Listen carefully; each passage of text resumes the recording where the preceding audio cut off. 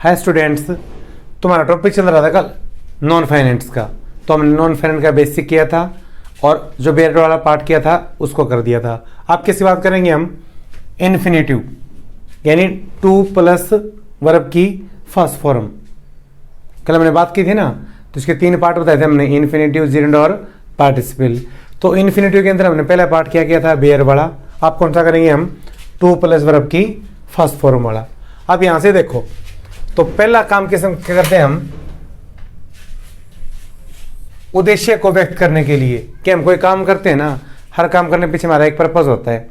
तो पर्पस देखो, आप क्या लिखा? We go to school. ये क्या हमारी, ये है वर्ब। यहां पर वर्ब क्या थी? स्टडी। तो क्या हो गया? We go to school to study.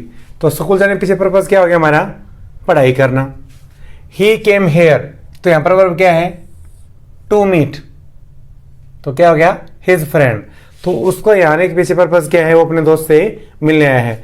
तो यहां पर वर्ब क्या थी? स्टडी, और यहां पर वर्ब क्या थी? मीट। उसके बाद में दूसरा रूल क्या है? वर्ब के सब्जेक्ट रूप में, कि कुछ वर्ब क्या होते हैं हमारी एज ए सब्जेक्ट यूज करते हैं हम। जैसे यहां पर जो वर्ब क्या है?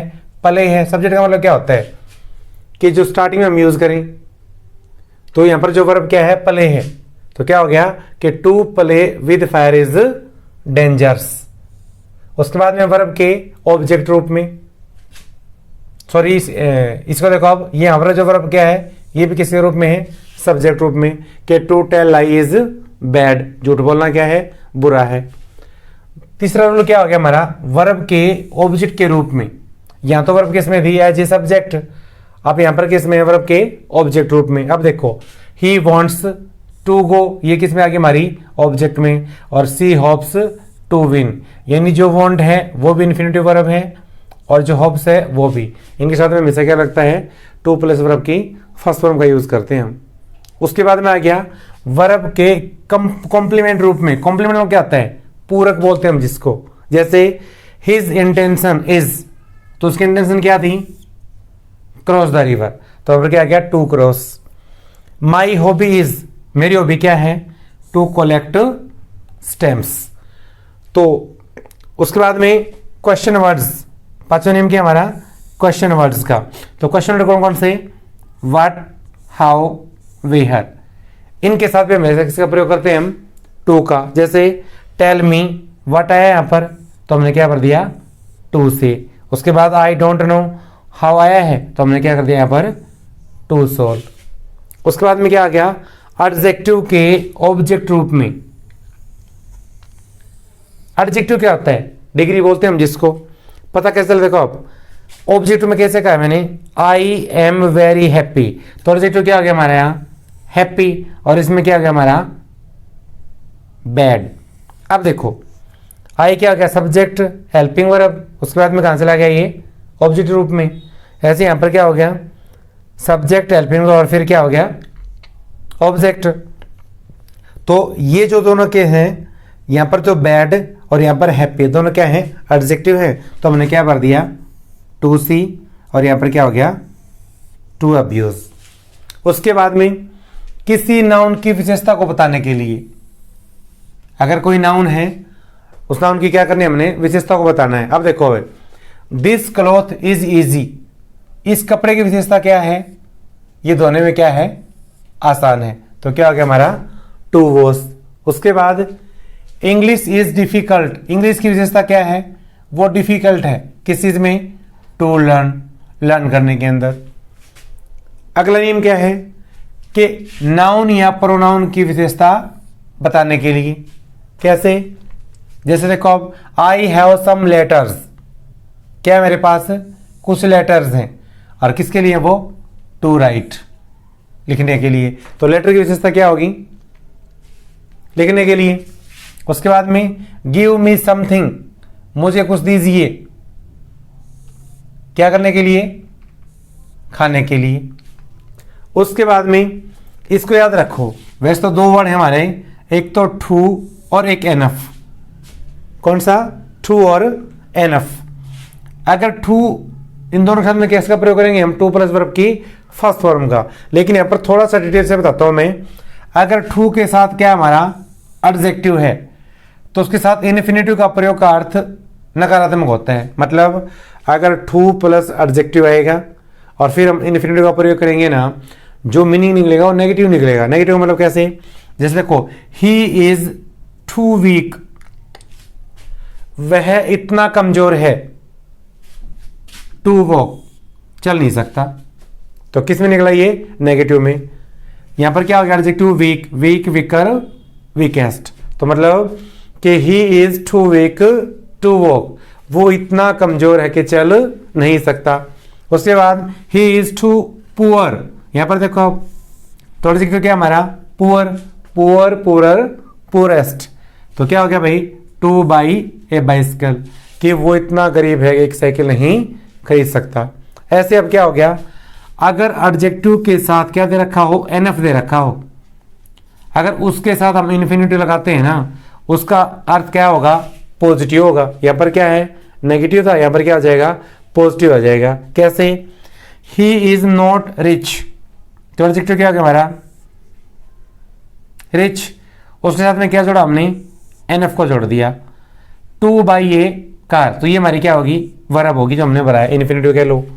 तो वो इतना अमीर नहीं है, ठीक है ना, he is not rich enough two by A car, कि एक कार खरीद ले। दूसरा, मोहन इज नॉट इंटेलिजेंट, अब यहां पर एडजेक्टिव क्या हो गया हमारा इंटेलिजेंट, प्लस में क्या आ गया एनफ, ये हमने क्या भर दिया infinitive to pass the test, कि मोहन इतना इंटेलिजेंट नहीं है कि वो टेस्ट को पास कर दे।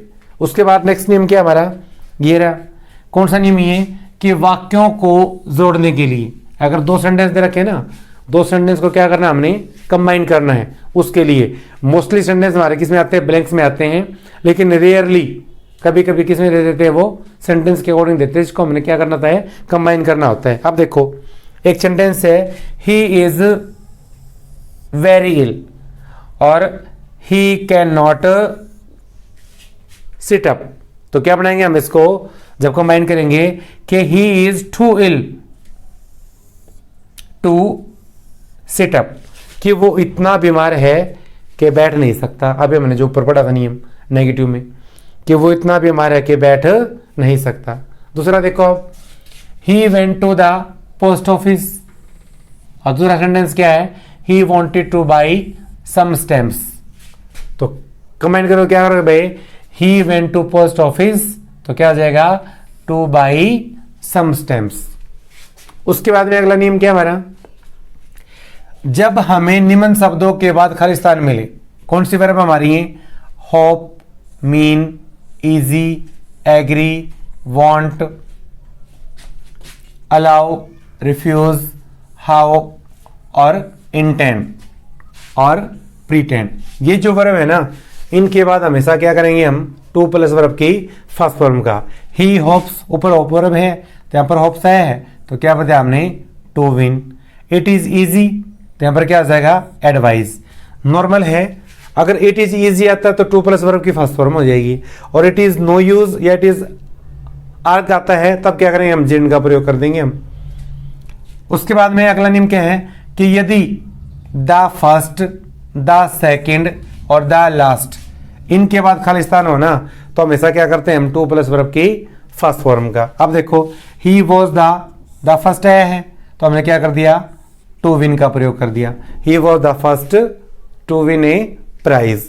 उसके बाद में देयर इज नथिंग, अब यहां पर क्या आ गया, सॉरी ये अगला नियम है कि नथिंग, समथिंग, समबडी, एनीबडी, इनके बाद अगर ब्लैंक्स आता है तब क्या करेंगे हम टू प्लस वर्ब की फर्स्ट फॉर्म।